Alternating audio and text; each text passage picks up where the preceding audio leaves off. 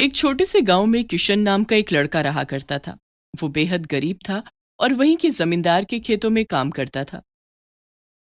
उसके परिवार में ले देकर उसकी एक बूढ़ी माँ थी जो हमेशा सपना देखती रहती थी कि उसके बेटे की शादी किसी अच्छी लड़की से हो जाए।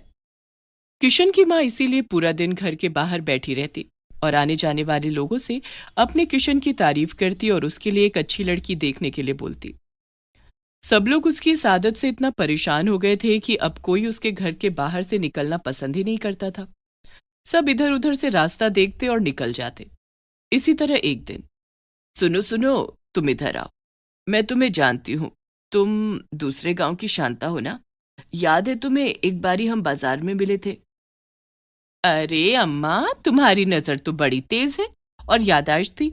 और मैं अभी यही सोच रही थी कि यहीं कहीं देखी हुई सी लग रही है। कैसी हो अम्मा? मैं तो ठीक हूँ। अब क्या बताऊं, मेरा बेटा है ना किशन, बड़ा ही मेहनती है, बड़ा ही होनहार है। तुम कोई लड़की बताओ उसके लिए।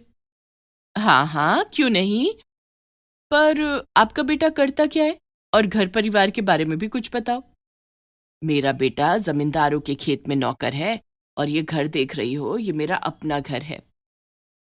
शांता घर की हालत देखती है। टूटा फूटा मकान, ऊपर टिन पड़ी हुई थी। वो किशन की माँ को झूठी दिलासा देकर वहां से निकल जाती है। तभी किशन घर आ जाता है। आ गया तू। देख, तेरी शादी मैं जल्दी करा दूंगी। आज एक पुरानी जानने वाली मिली। मैंने उसे तेरे बारे में सब कुछ बता दिया और अपना घर भी दिखा दिया। जल्दी घर में शहनाई बजेगी। मेरे पोता पोती होंगे और मेरा बुढ़ापा बड़ा मजे में निकलेगा। बस करो माँ। तुम्हें पता है तुम्हारे इन्हीं सवालों के जवाब के चक्कर में लोग यहाँ से निकलते भी नहीं है। क्या हो जाएगा अगर मेरी शादी ना हो? घर की हालत देख रही हो। कौन देगा अपनी बेटी? और मेरी पगार, 100-150 रुपए पगार में तुम किसको अपने घर लाना चाहती हो? अरे तू तो पागल है। तू नहीं समझेगा। मेरा दिल कहता है, देख लेना, मेरी बहू ऐसी आएगी कि सारा गांव जलन खाएगा। तो क्या मैं भूखा सो जाऊं मैया? तेरी बहू के आने का इंतजार करूं कि वो 2 रोटी बनाकर मुझे खिला दे? दे ले ताने, दे ले। मैं कहती हूँ, जब मेरी बहू आ जाएगी, देख लेना, वो तो मुझे जमीन पर पैर भी नहीं रखने देगी। चल तू बैठ, मैं तेरे लिए रोटी बना कर लाती हूँ। इसी तरह समय बीत रहा था। 2 साल निकल जाते हैं, लेकिन किशन के लिए कोई रिश्ता नहीं आता। उधर किशन की माँ दिन पर दिन बूढ़ी होती जा रही थी और उसकी इच्छा और भी बलवती होती जा रही थी। एक दिन वो घर से निकल जाती है और दूर जंगल में पहुंच जाती है। वहीं उसे एक बड़ी सुंदर लड़की मिलती है। अरे अम्मा, तुम यहाँ इस जंगल में क्या कर रही हो? रास्ता भटक गई हो या कहीं जा रही हो? मैं अपने बेटे किशन के लिए लड़की देखने जा रही हूँ। कोई भी मुझे नहीं बताता कि अच्छी लड़की कहाँ है जो मेरे किशन से शादी कर ले। मेरा किशन बहुत ही होनहार और समझदार लड़का है। गरीब हुआ तो क्या हुआ, उसका दिल बहुत अच्छा है। जो भी लड़की उससे शादी करेगी, देख लेना, वो किस्मत वाली होगी। इसका मतलब तुमने अभी तक उसके लिए लड़की नहीं देखी? फिर कहाँ घूमने जा रही हो? चलो अम्मा, रात होने वाली है। मैं तुम्हें तुम्हारे घर छोड़ देती हूँ। कहीं ऐसा ना हो कोई जंगली जानवर तुम्हें खा जाए और तुम्हारा अरमान अरमान ही रह जाए। लड़की के मुंह से ये बात सुनकर किशन की माँ रोने लगती है। रोते रोते कहती है, नहीं नहीं, ऐसा कैसे हो सकता है? पहले किशन की शादी होगी, मैं उसके बच्चों को खिलाऊंगी, तभी तो मरूंगी। उस लड़की को किशन की माँ पर बड़ा तरस आता है। वो उसका हाथ पकड़कर उसे घर ले आती है। आपका बहुत बहुत धन्यवाद। मैं कब से अपनी माँ को ढूंढ रहा था। सारा गांव देख लिया।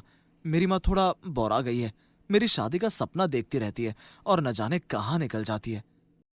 वो लड़की, जिसका नाम रूमी था, किशन को देखकर और उसके नरम स्वभाव को देखकर उस पर मोहित हो जाती है और मन ही मन सोचती है, अगर ये लड़का गरीब ना होता तो इसे कितनी सुंदर लड़की मिल सकती थी।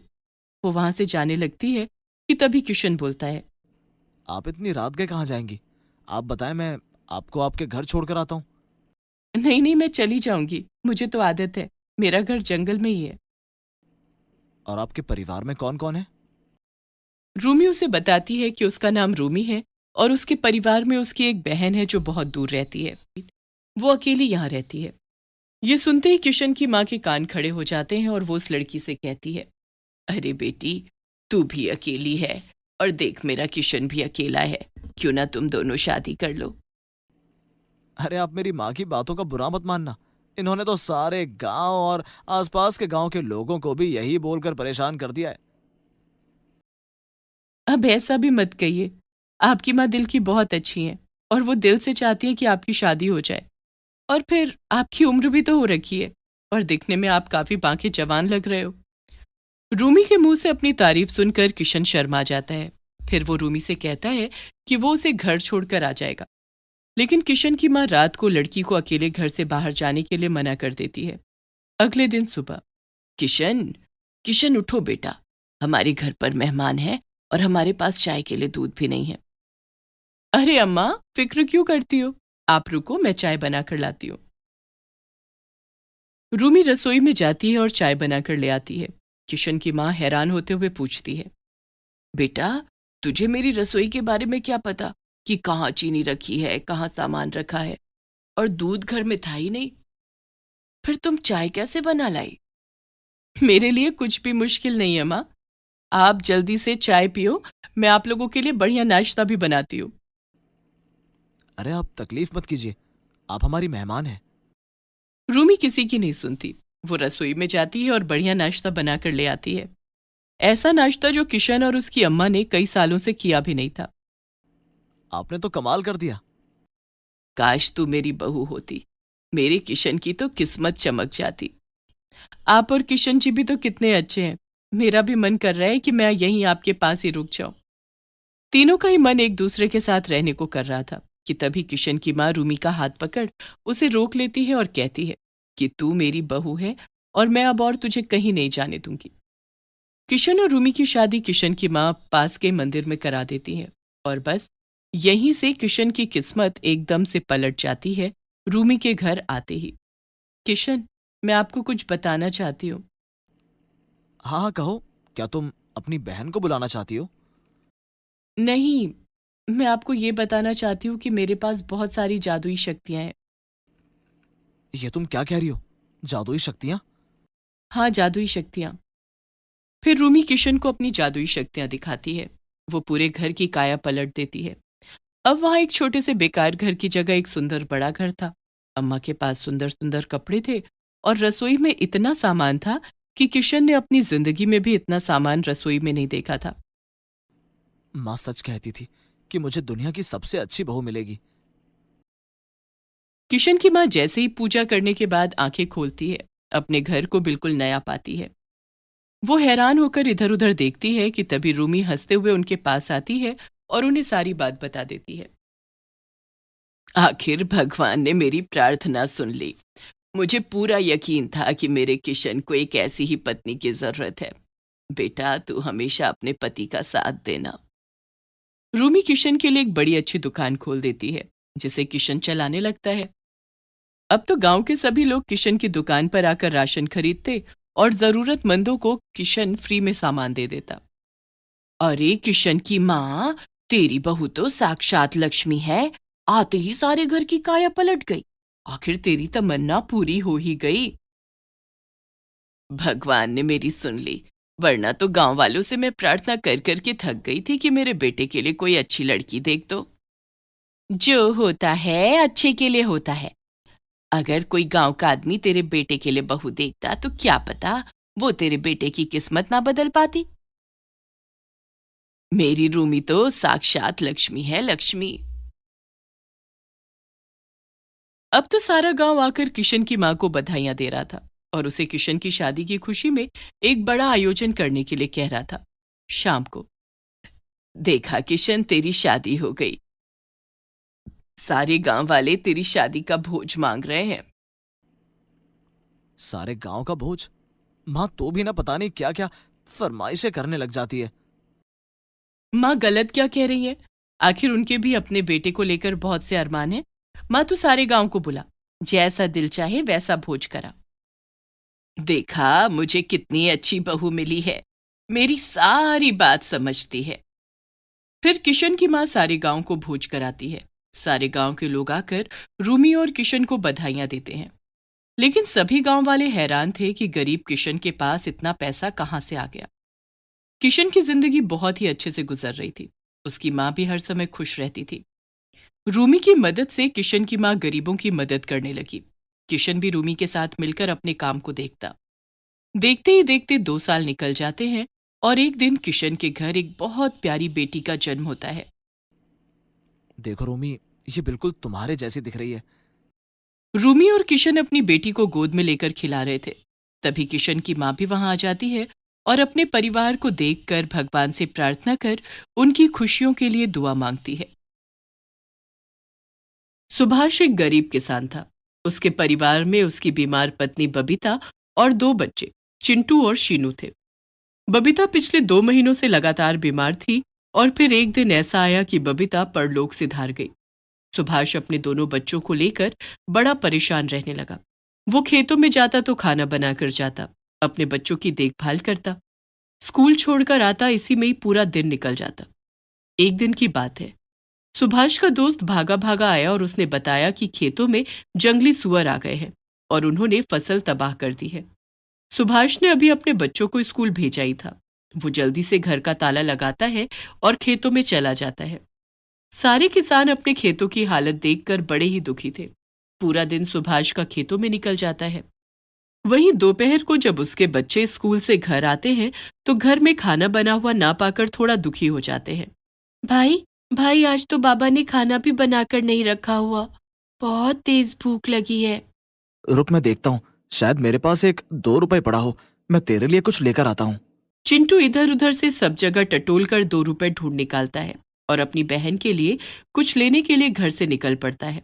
तभी रास्ते में उसकी टक्कर एक औरत से हो जाती है। रेतीली जमीन पर 2 रुपए गिर जाते हैं। वो उन्हें ढूंढने लगता है। क्या हुआ बेटा? क्या गिर गया तुम्हारा? क्या ढूंढ रहे हो? बड़ी मुश्किल से 2 रुपए ढूंढे थे। मेरी बहन को आज बहुत तेज भूख लगी है, उसके लिए कुछ लेने के लिए आया था। ओहो, ये तो बहुत बुरा हुआ। तुम्हारी माँ क्या बीमार है? उन्होंने खाना नहीं बनाया? चिंटू को 2 रुपए नहीं मिल रहे थे। वो सीधा खड़ा होकर उस औरत की तरफ लाचार नजरों से देखकर बोलता है। हमारी माँ नहीं है और बाबा शायद किसी काम में फंस गए। आज खाना नहीं बना हुआ हमारे घर में। मेरी छोटी बहन है, उसे भूख लगी है। ओहो, ये तो बहुत बुरा हुआ। चलो तुम चलो, मैं तुम्हें कुछ सामान दिला देती हूँ। नहीं नहीं, रहने दो, मैं अपनी बहन को समझा दूंगा। चिंटू वहां से उदास घर की तरफ चल पड़ता है। वो औरत भी उसके साथ साथ घर आ जाती है। अरे आप क्यों मेरे पीछे पीछे आ रही हो? वो इसलिए कि मुझसे तुम्हारी तकलीफ देखी नहीं जा रही। मेरी वजह से तुम्हारे 2 रुपए गुम हो गए हैं, इसलिए अब मैं ही तुम लोगों के लिए खाना बनाऊंगी। पर तुम क्यों खाना बनाओगी? एक तो बच्चे तुम बोलते बहुत हो। क्या नाम है तुम्हारा? और तुम्हारी बहन का क्या नाम है? चिंटू उस औरत को अपना और अपनी बहन का नाम बता देता है। फिर वो औरत चिंटू के घर आकर उन दोनों भाई बहन के लिए चुटकी बजाते ही खाना बना देती है। दोनों बच्चे पेट भर स्वादिष्ट खाना खाते हैं। तभी वो औरत चुटकी बजाती है और सारा घर साफ कर देती है। घर, आंगन, बर्तन सब चमक रहे थे। आपने तो सारा घर चमका दिया है। कितना अच्छा लग रहा है। बाबा को तो इतना समय ही नहीं मिलता कि वो घर में झाड़ू भी ढंग से दे दे। बाबा भी अभी तक नहीं आए हैं। क्या आप मेरे बाबा के लिए भी खाना बना दोगी? वो औरत सबके लिए रात का खाना चुटकी बजाते ही बना देती है और फिर वो देखते ही देखते वहां से गायब हो जाती है। दोनों भाई बहन बहुत खुश थे। वहां थका हारा सुभाष जब घर आता है, घर को चमकता हुआ देखकर वो खुशी से अपने बच्चों को गले लगा लेता है। मुझे माफ करना बच्चों, मैं तुम्हारे लिए आज कोई खाना भी नहीं बनाकर जा पाया। तुम लोगों ने कितनी मेहनत से आज घर साफ किया है। चलो मैं तुम लोगों के लिए फटाफट खाना बना देता हूँ। अरे बाबा, आज तो आपके लिए पहले से ही खाना बना हुआ है। सुभाष रसोई में जाकर देखता है। रसोई से अच्छी खुशबू आ रही थी और खाना बना हुआ था। वो तो बड़ा हैरान हो जाता है। फिर चिंटू दिन की सारी बात उसको बता देता है। तुम्हारी बातों से तो ऐसा लग रहा है जैसे कि वो कोई जादूगरनी थी।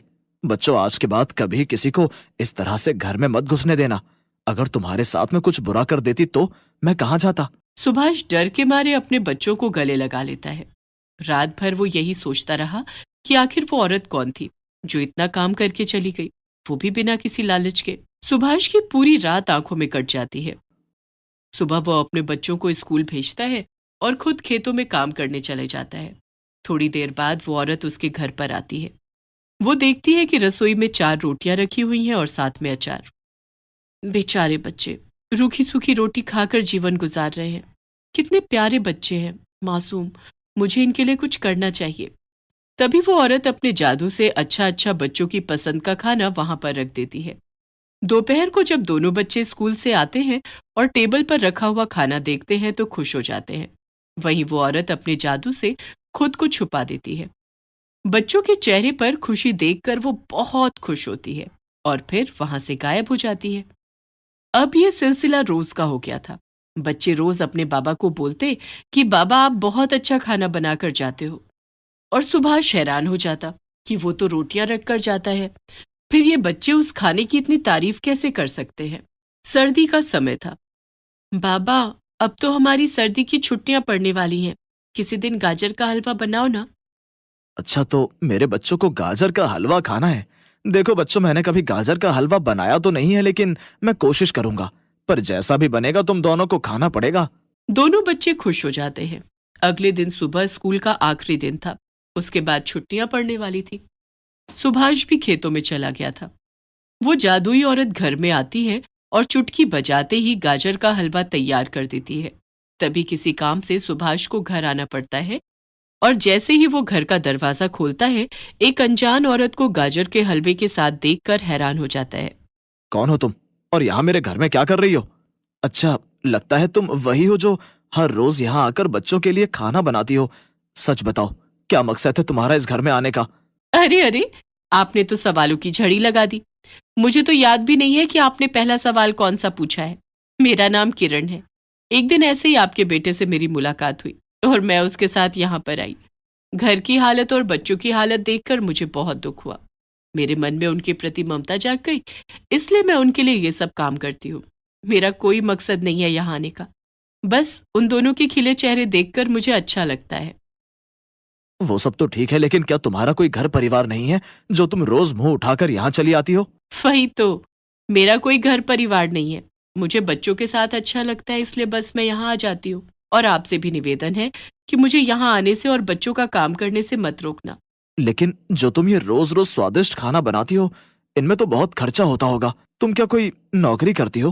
वो जोर जोर से हंसने लगती है और फिर वो सुभाष को बताती है कि वो कोई नौकरी नहीं करती है। उसके पास में बहुत सारे जादू हैं, ऐसा जिससे वो चुटकी बजाते कोई भी काम कर देती है। सुभाष ये सुनकर हैरान हो जाता है। वो उसे जादू दिखाने के लिए बोलता है, तो वो दिखाती है कि वो गायब भी हो जाती है और वापस भी आ जाती है। यहाँ तक कि वो बढ़िया बढ़िया खाने भी तैयार करके रख देती है। घर में बच्चों के लिए नए कपड़े भी रख देती है। सुभाष इतना कुछ देखकर हैरान हो जाता है। हे भगवान, मैंने अपनी जिंदगी में पहली बार ऐसी औरत देखी है जो जादुई है। कहाँ से सीखा तुमने इतना सब कुछ? अच्छा, एक बात बताओ, कुछ दिन पहले सुअर मेरे खेतों में घुस गए थे और उन्होंने मेरी काफी फसल खराब कर दी। क्या तुम वो भी ठीक कर सकती हो? हाँ हाँ बिल्कुल, मैं चुटकी बजाते फसल ठीक कर सकती हूँ। सुभाष बड़ा खुश हो जाता है। बच्चों के स्कूल से आने पर वो किरण को घर में देखते हैं तो चिंटू बोलता है, अरे, आप तो उस दिन के बाद कभी दिखाई ही नहीं दी। आपको देखकर बहुत अच्छा लग रहा है। अरे वाह, गाजर का हलवा, अच्छा अच्छा खाना। काश आप हमारी माँ होती, फिर तो हमें रोज ऐसे बढ़िया बढ़िया खाना खाने को मिलता। तभी बच्चे एक कोने में देखते हैं उनके लिए नए कपड़े, नए जूते। वो बड़े खुश हो जाते हैं। बच्चों को इतना खुश देखकर सुभाष भी बड़ा खुश था, और किरण भी। रात के समय किरण सुभाष के साथ उसके खेतों में जाती है और चुटकी बजाते ही वो उसकी सारी फसल ठीक कर देती है। अब उसे गायब होने की भी जरूरत नहीं थी। वो उन्हीं के घर में रहने लगती है। पर एक दिन सुभाष उससे कहता है, देखो, तुम बुरा मत मानना, आजकल का जमाना बड़ा खराब है। रोज तुम्हें यहाँ देखकर आसपास के लोग बातें बनाने लगे हैं। तुम अब हमारी मदद करना बंद कर दो और यहाँ से चली जाओ। आपने तो बड़ी जल्दी मुझे घर से बाहर का रास्ता दिखा दिया। इसका एक और हल भी हो सकता था। और वो क्या है? मैं चाहती हूँ कि मैं इन बच्चों की माँ बन जाऊं, और ये तो तभी संभव है जब आप मुझसे शादी करोगे। किरण बच्चों से पूछती है। बच्चे खुशी खुशी किरण को अपनी माँ मान लेते हैं, और फिर सुभाष किरण से शादी कर लेता है। अगली सुबह उसके घर की काया ही पलट गई। उसकी झोपड़ी अब एक अच्छा खासा घर थी। अब खेतों में फसल भी लहरा रही थी। बच्चे भी बहुत खुश थे। सब कुछ अच्छा चल रहा था कि तभी अचानक बहुत तेज बारिश होती है। सारे गांव और खेत में पानी भर जाता है। लगातार 3-4 दिन बारिश होने से बाढ़ जैसे हालात हो जाते हैं। बारिश तो रुकने का नाम ही नहीं ले रही। सुनो किरण, तुम्हारे अंदर तो बहुत ममता है। क्या तुम मेरे गांव के लिए कुछ कर सकती हो? इस बारिश से गरीब किसानों का बहुत नुकसान हो जाएगा। सबके घरों में पानी भी भर गया है। लोगों के प्रति तुम्हारी दया देखकर तो मुझे ये काम करने में और भी खुशी होगी। मैं तो डर के मारे नहीं कर रही थी। तभी किरण चुटकी बजाती है और गांव और खेतों का सारा पानी गायब हो जाता है। ऐसा लग रहा था जैसे कि अभी बारिश शुरू हुई है। अगले दिन तक बारिश रुक जाती है और गांव के किसान एक भारी नुकसान से बच जाते हैं।